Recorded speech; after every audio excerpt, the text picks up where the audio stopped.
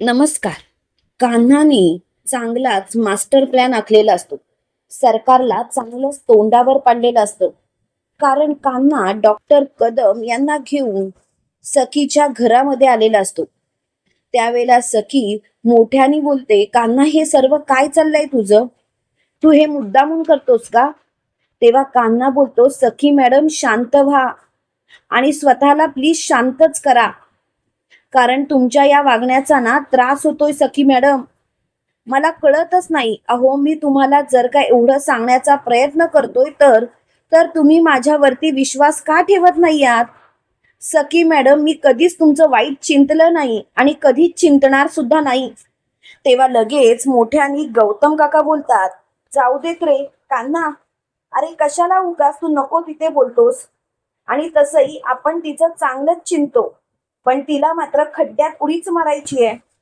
तिला या मनस्विनीवरती विश्वास ठेवायचा आहे ना." तेव्हा मात्र सरकारची नाटकं सुरू होतात आणि ती रडायला लागते. त्यावेळेला लगेच सखी बोलते, "आई, आई, तू कशाला रडतेस?" त्यावेळेला लगेच सरकार बोलते, "मग मी काय करू? मलाच कळत नाहीये. अगं, जे काही चालू आहे ना ते खूप भयानक चालू आहे. आणि मला खरंच या गोष्टींचा कंटाळा आलाय. हा कान्हा प्रत्येक वेळेला काही ना काहीतरी घडवून आणतो आणि काही ना काहीतरी मुद्दामून सर्वांसमोर सांगत असतो. मला तर आता कळतच नाहीये काय करावं ते." त्यावेळेला मात्र सखी बोलते, "कान्हा, हे सर्व बंद करा तुझी नाटकं. मला तुझ्याशी या विषयावर बोलायचंच नाहीये. कान्हा, तू माझ्या आईबद्दल असं का बोलतोस?" त्यावेळेला कान्हा बोलतो, "हे बघा सखी मॅडम, मी जे काही बोलतोय ना ते खरं आहे. सखी मॅडम, तुम्ही विश्वास का ठेवत नाही यात देव जाणे. पण एक गोष्ट मात्र लक्षात ठेवा, तुमच्या या आईने काय केलंय माहितीये का?" तेव्हा लगेच मोठ्याने सरकार बोलते, "बस झाला, बस झालं. आता मात्र अति झालं.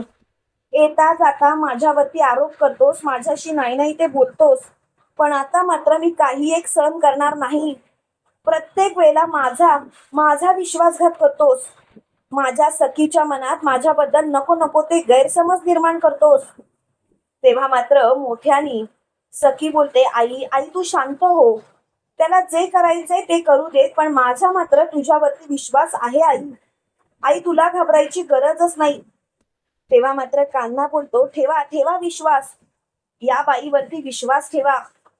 पण ही बाई मात्र तुमचा विश्वासघात करते, तुम्हाला कळतच नाहीये. का असं वागताय तुम्ही? तुम्हाला असं वागून तरी काय मिळतंय? प्लीज हे सर्व थांबवा, नाहीतर नको ते घडेल." तेव्हा मात्र सखी बोलते, "आई, आई, तू शांत हो. मी बोलते ना त्याच्याशी. आणि काय रे कबीर, आता कुणाला आणलंयस?" तेव्हा लगेच कान्हा बोलतो, "मी अशा व्यक्तीला आणलंय ज्या व्यक्तीमुळे तुमच्या समोर सत्य येईल." तेव्हा गौतम बोलतो, "कान्हा, कान्हा, शांत हो तू. अरे सखीला कितीही काहीही सांगण्याचा प्रयत्न केलास तरी सुद्धा ती स्वतःच तेच खरं करणार. तिला जे पाहिजे तेच ती करणार." त्यावेळेला लगेच सखी बोलते, "गौतम काका, प्लीज तू जरा शांत बसशील का? गौतम काका, तू उगाचच गैरसमज का निर्माण करतोस? गौतम काका, हे बघ, मी मुद्दामून काही एक करत नाहीये. माझ्या डोळ्यांना जे दिसतं त्याच्यावरतीच विश्वास ठेवतो." त्यावेळेला लगेच गौतम बोलतो, "विश्वास ठेवतेस? अगं, उगाचच नाटकं करू नकोस सखी. तू कोणत्याही गोष्टीची पडताळणी करत नाहीस आणि विश्वास ठेवतेस म्हणतेस. प्लीज, प्लीज हे सर्व थांबव." तेव्हा मात्र तिची खूपच चिडचिड होते आणि त्याच वेळेला कान्हा बोलतो, "गौतम काका, प्लीज शांत व्हा." आणि गौतम काका शांत होताच कान्हा बोलतो, "डॉक्टर, प्लीज तुम्ही सांगा." तेव्हा सरकार त्यांच्याकडे रागाने बघत असते. त्यावेळेला कान्हा मोठ्याने बोलतो, "सरकार, डोळे खाली ठेवायचे. तुम्हाला काय वाटलं? तुम्ही त्यांच्याकडे डोळे वटारलेत की ते तुम्हाला घाबरतील? अजिबात घाबरायची गरज नाही. जे काही आहे ना ते स्पष्टपणे बोला." त्यावेळेला मात्र मोठ्याने डॉक्टर बोलतात, "हे बघा सखी कामत, तुम्ही ज्यांना तुमची आई समजताय ना ती तुमची आई नाहीच आहे. सखी कामत, विश्वास ठेवा. तुम्ही जे करताय ते चुकीचं करताय आणि प्लीज जर का हे थांबवलं तर बंद होईल. प्लीज." अहो, यांनी तर माझ्याकडून डोळे बदलून घेतलेत, त्यांचं डोळ्यांचं ऑपरेशन केलंय. खरंच सांगतोय मी, माझ्यावरती विश्वास ठेवा. तेव्हा मात्र सखी चांगलीच गप्प बसते त्यावेळेला लगेच सरकार बोलते, बघितलं सखी, बघितलंस या कान्हाचा माझ्यावरती किती राग आहे. आता या माणसाला याने इथे का उभं केलं. त्यावेळेला लगेच सखी बोलते, आई आई पण अगं हे काय बोलताय. त्यावेळेला लगेच सरकार बोलते, सखी सखी तुझा या माणसांवरती विश्वास आहे. सखी तुझा माझ्यावरती विश्वास नाहीये का. सखी बाळा मी तुझ्यासाठी काहीही करेन. तेव्हा लगेच कान्हा बोलतो, बस झाली हो तुमची नाटकं. आता ही नाटकं बंद करा. आणि खरंच आता या नाटकांचा ना कंटाळा आलाय. कधी थांबवाल सर्व नाटकं. त्यावेळेला लगेच मोठ्यानी सखी बोलते, कान्हा बस कर.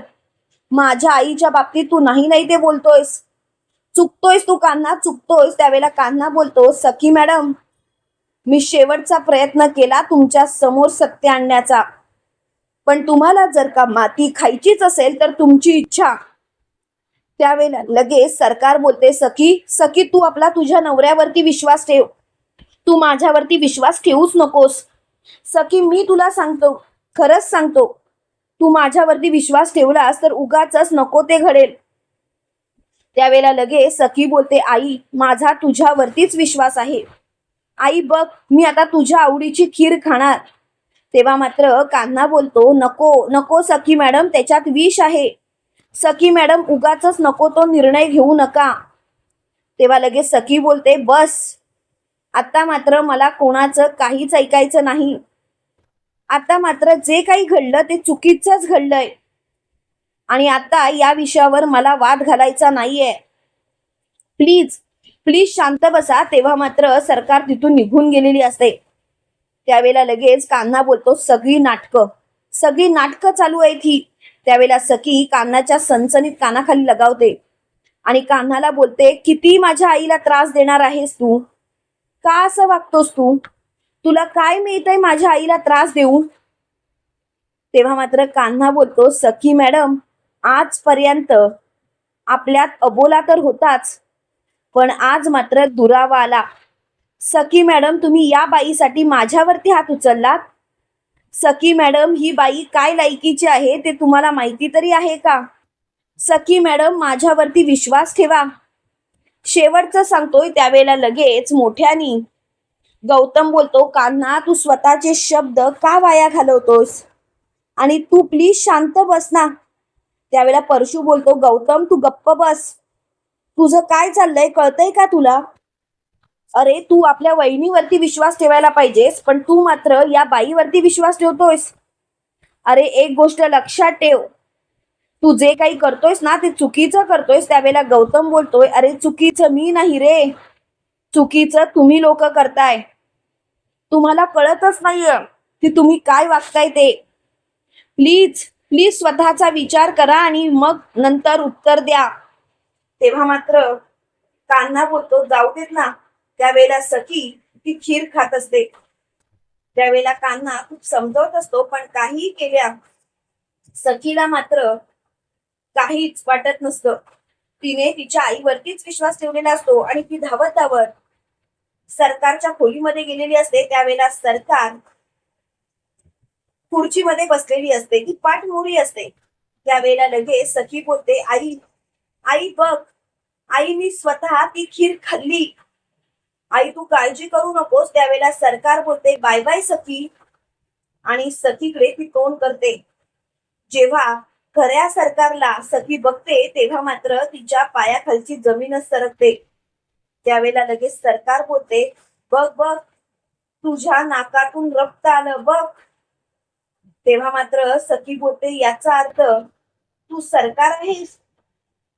म्हणजे कान्हा जे बोलत होता ते खरं होतं तर. आणि तेवढ्या सगळेजण वरती आलेले असतात. तेव्हा सरकारला सगळेजण पाहतात तेव्हा मात्र त्यांना धक्काच बसतो. त्यावेळेला सरकार मोठ्याने बोलते, सरकार इज बॅक. सखी आता मात्र तू या जगात राहतच नाहीस. तेव्हा कान्हा सखीकडे बघतो. सखीच्या नाकातून रक्त येत असतं ते बघता क्षणी कान्हा बोलतो, सखी मॅडम मी सांगत होतो ना, तुम्ही मात्र माझ्यावरती विश्वास ठेवला नाही, स्वतःशी जीवाशी खेळलात. सखी मॅडम कधीतरी माझ्यावरती विश्वास दाखवत जा ना. त्यावेळेला सखी मात्र कोसळलेली असते. तेव्हा मात्र कान्हा मोठ्याने बोलतो, सोडणार नाही मी तुला. सरकार, तू जे काही केलंयस ना त्याची शिक्षा मात्र तुला मिळणारच. आणि आता मात्र मी शांत बसणार नाही. आता तुला मी तुझी लायकी दाखवणारच.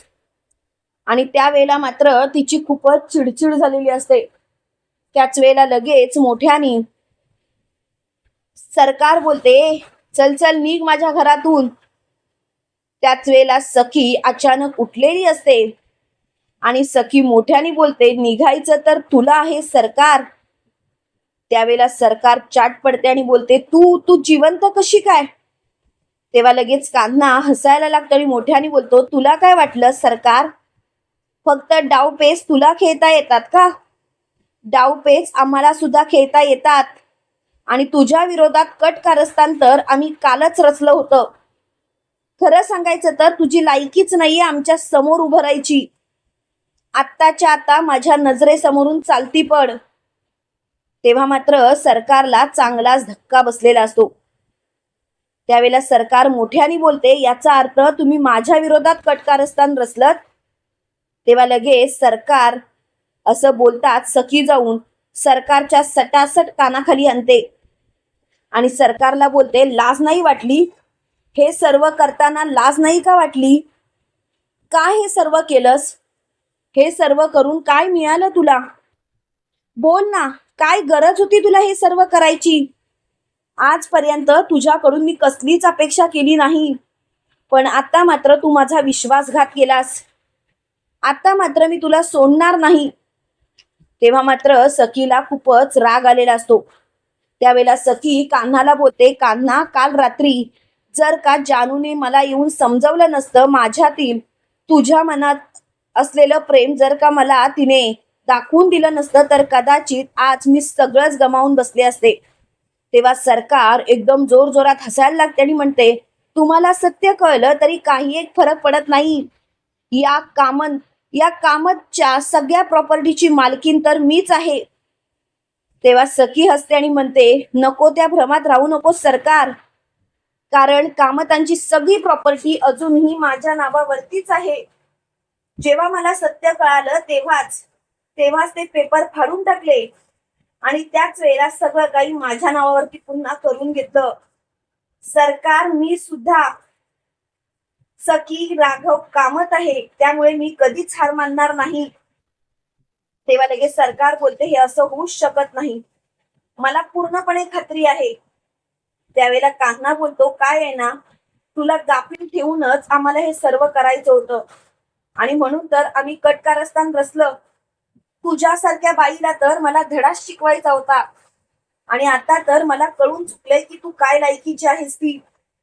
तेव्हा मात्र तिची खूप चिडचिड होते आणि त्याच वेळेला लगेच सरकार मोठ्याने बोलते, संपलंय सर्व असं तुम्हाला वाटत असेल, पण मी सरकार आहे.